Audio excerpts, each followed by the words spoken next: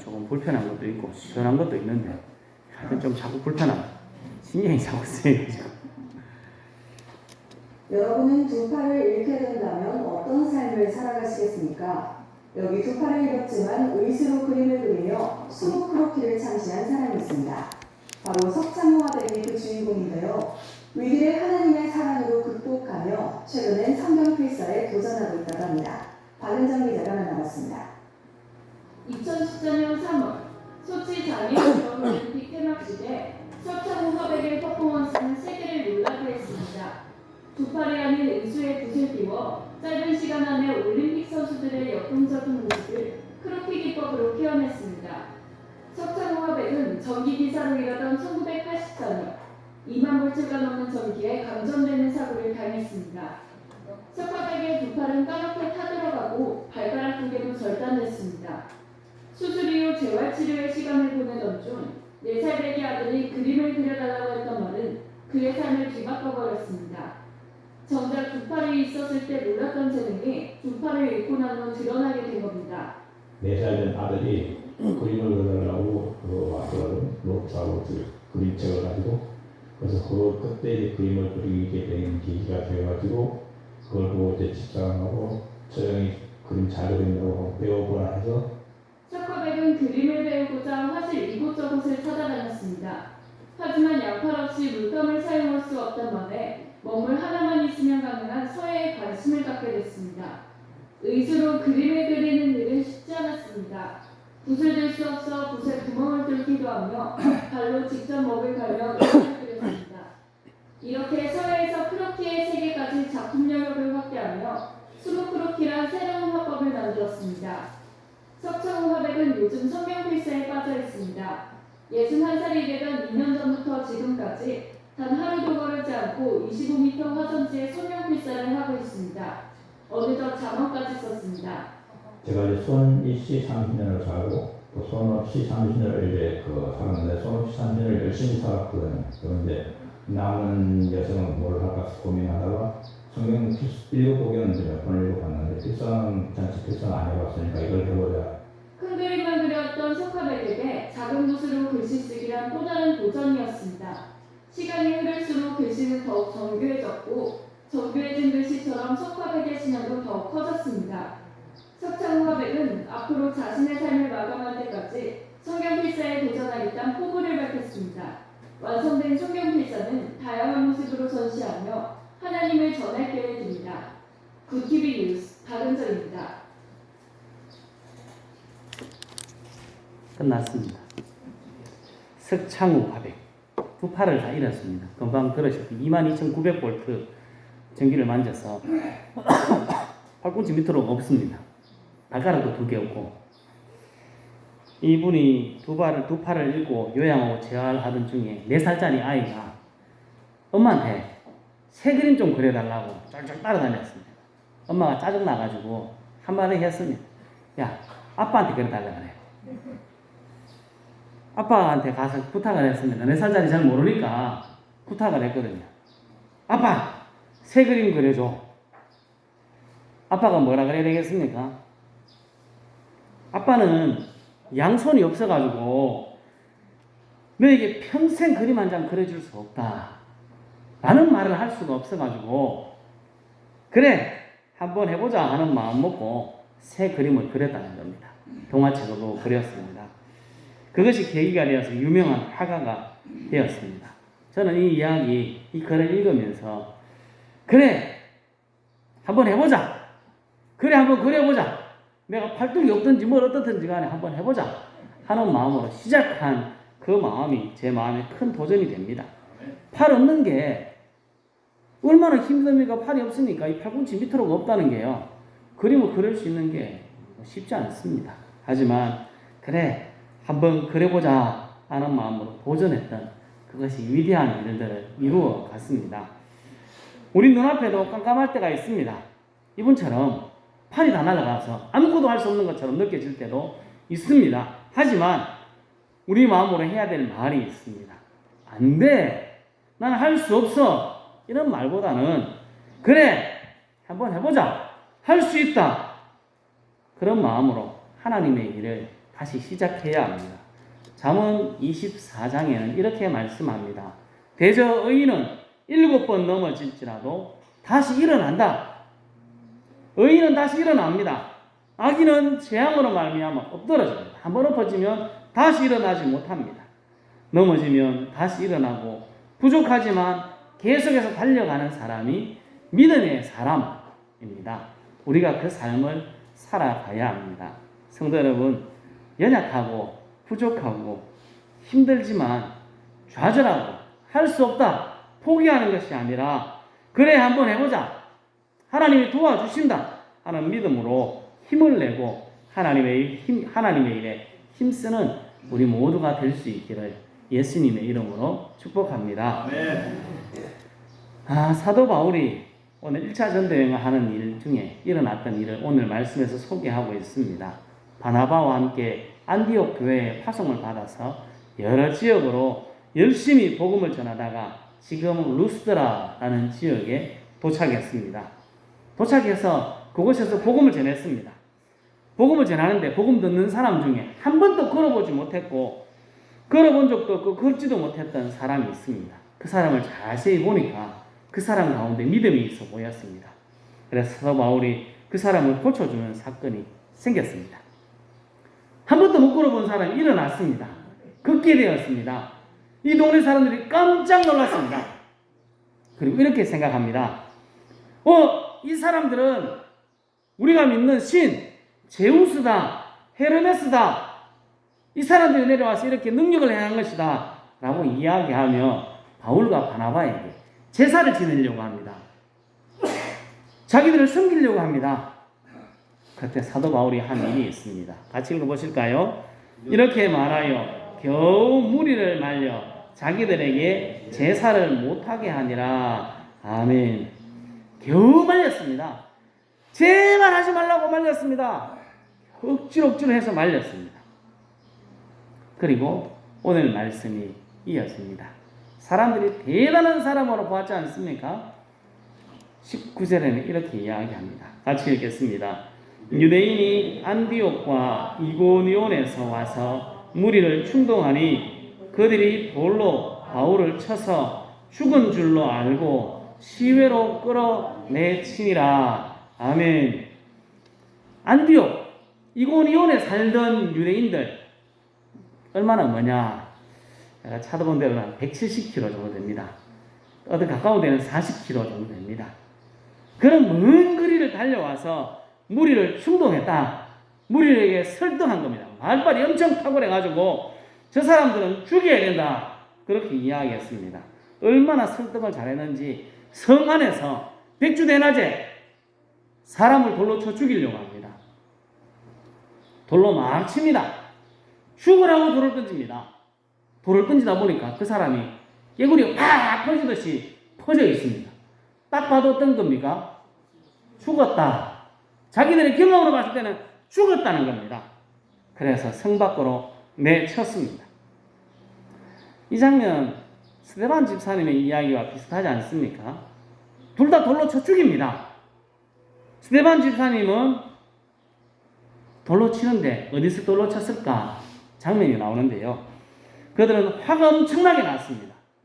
그리고 스데반 집사님을 성 밖으로 끄집어내고 성 밖에서 돌로 죽으라고 칩니다.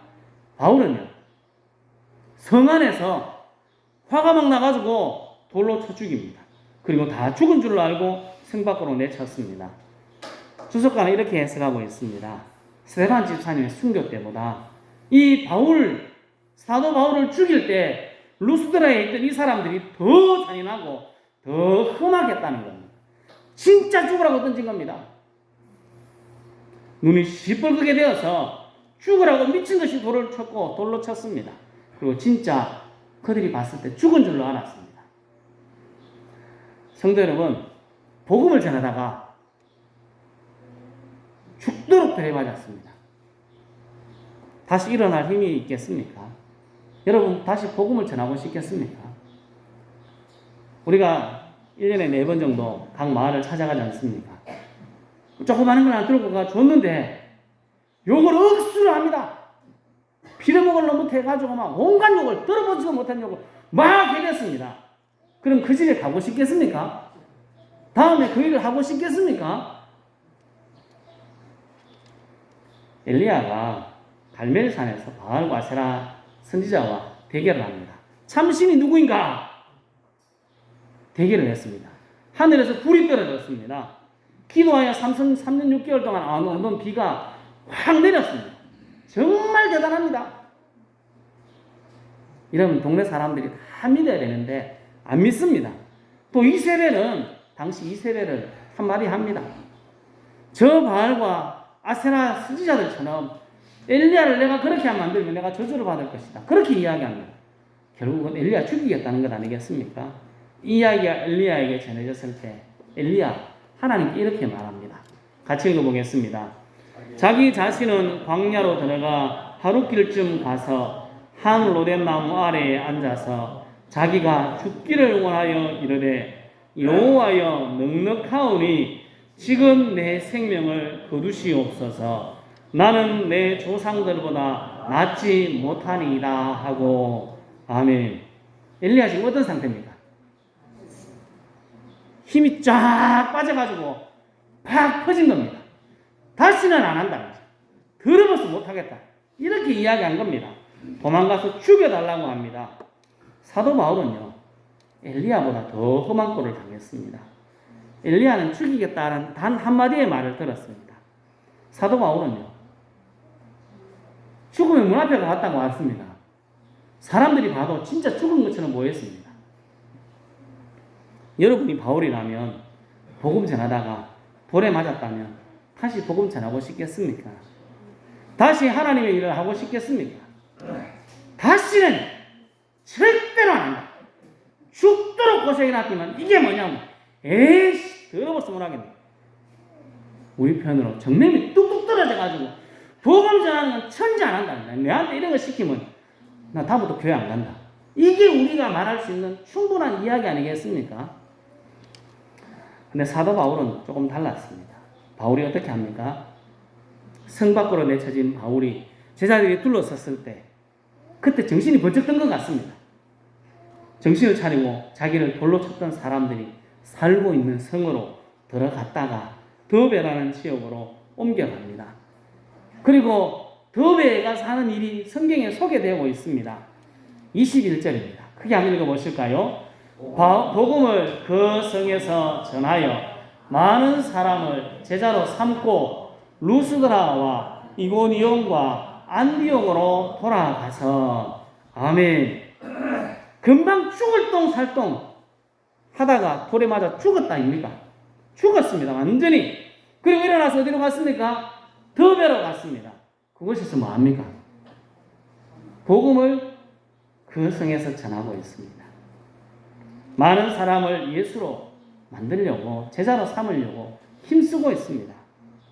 더베에서 복음을 전한 사도 바울이 다시 어디로 갔을까요? 저기 나옵니다. 어디로요? 루스드라, 이고니온, 안디옥. 조금 전에 나왔던 다 지역입니다. 며칠 전에 눈에 눈 시뻘게 뜨고 죽으라고 돌 던지던 사람 살던 루스드라, 바울을 돌로 치라고 탁월한 말발로 설득했던 사람들이 유대인들이 살던 이고니온, 안디옥으로 돌아갔습니다. 그곳에 가서 하는 일이 22절에 소개되어 있습니다. 이것도 같이 읽겠습니다. 제자들의 마음은 굳게 하여 이 믿음에 머물러 있으라 권하고 또 우리가 하나님의 나라에 들어가려면 많은 환난을 겪어야 할 것이라 하고 아멘. 자신에게 돌을 던졌던 루스드라 지역, 죽으라고 설득했던 안디옥과 이고니온으로 가서 제자들의 마음을 굳게 했습니다. 다시 그곳에서 복음을 전한 것입니다. 하나님의 말씀을 전하며 환난이 있을 것이다. 고통과 압박, 괴로움이 있을 것이다. 그렇지만 믿음을 포기하지 말고 계속해서 달려가자. 힘들고 어려운 일이 있어도 죽을 지경이 되어도 그래도 다시 한번 해보자.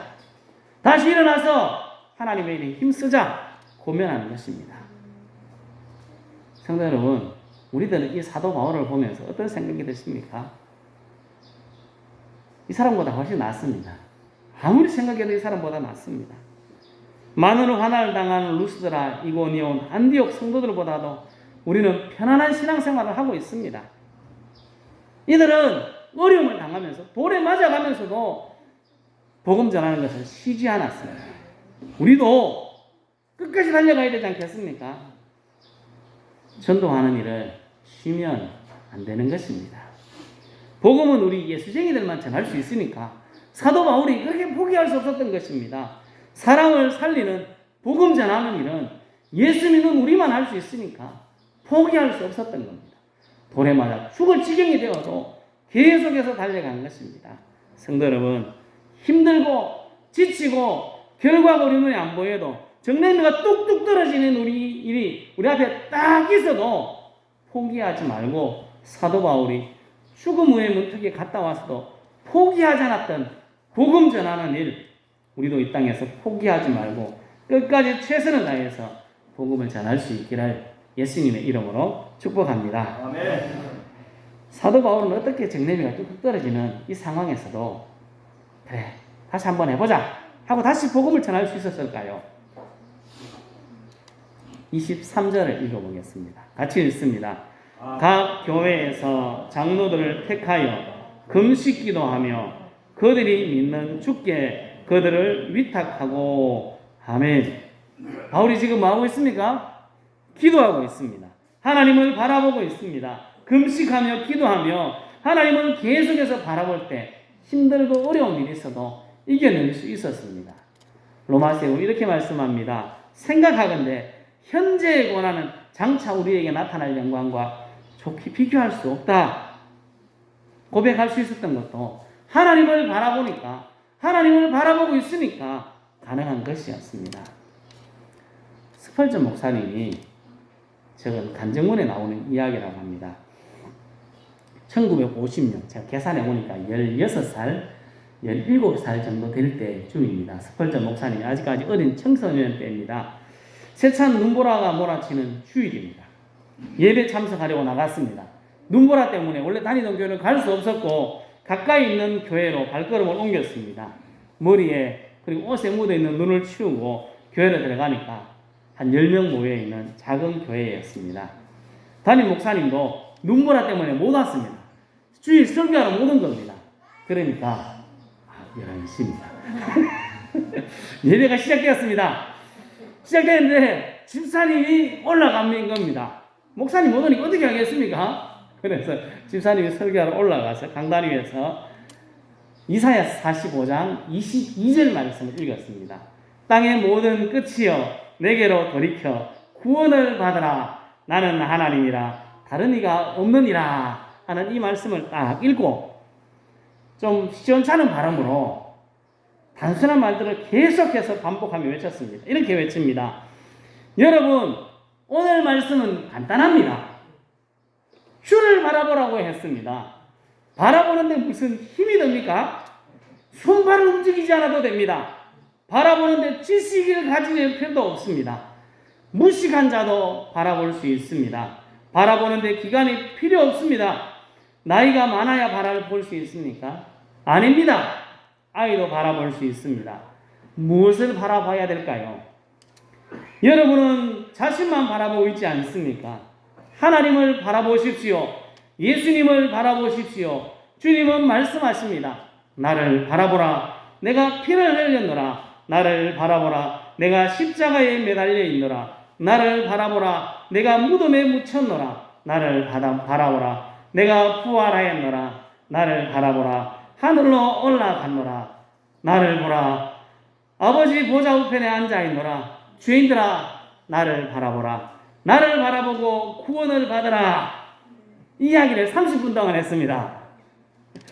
그리고 스펄전을 향하여서 청소년이 스펄전을 향하여 이렇게 이야기합니다. 청년이여 힘이 없어 보입니다. 예수 그리스도를 바라보십시오. 그러면 구원을 얻을 것입니다. 하고 이야기했습니다. 이 16살, 17살 된 스펄전이 이 말씀을 듣고 예수 그리스도를 바라보고 이때 예수님을 만나게 되었다. 그렇게 이야기합니다. 바라보는 것 쉽습니다. 아무나 할 수 있습니다. 힘이 없어도 나이가 많아도 주님을 바라볼 수 있습니다. 주님을 바라볼 때 힘이 생깁니다. 주님이 능력을 더해 주십니다. 주님이 우리와 함께 하십니다. 사도 바울이 돌에 맞아 죽은 것처럼 되었어도 다시 일어나 복음을 전하는 사람이 될 수 있었던 것은 주님을 바라보았기 때문입니다. 주님을 바라볼 때 맡겨진 일을 포기하지 않습니다.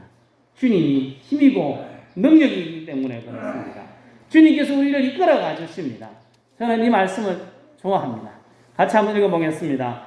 모세가 백성에게 이르되 너희는 두려워하지 말고 가만히 서서 여호와께서 오늘 너희를 위하여 행하시는 구원을 보라. 너희가 오늘 본 애굽 사람을 영원히 다시 보지 아니하리라. 아멘. 하나님을 바라보고 한 걸음 믿음으로 나아갔을 때 홍해가 갈라졌습니다.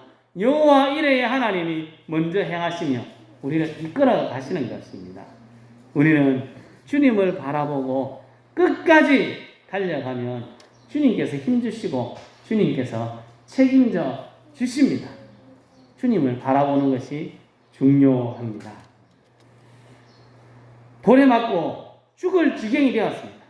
죽었습니다. 어찌 보면요. 하지만 주님을 바라볼 때 이길 수 있었습니다. 돌을 던진 사람에게 나를 죽이라, 저 사람 죽이라고 설득한 사람에게 복음을 전할 수 있었습니다. 주님을 바라볼 때 그래 다시 한번 해보자 결심할 수 있는 힘을 주님께서 주셨습니다. 성도 여러분, 우리 모두 우리의 힘 대신 주님을 바라보고 주님을 의지하여서 그래 다시 한번 해보자 힘을 내고 하나님의 능력을 받아서 하나님께서 우리들에게 맡겨주신 복음 전파의 사명을 끝까지 잘 감당하는 놀라운 믿음의 사람 다 될 수 있기를 예수님의 이름으로 축복합니다. 기도하겠습니다.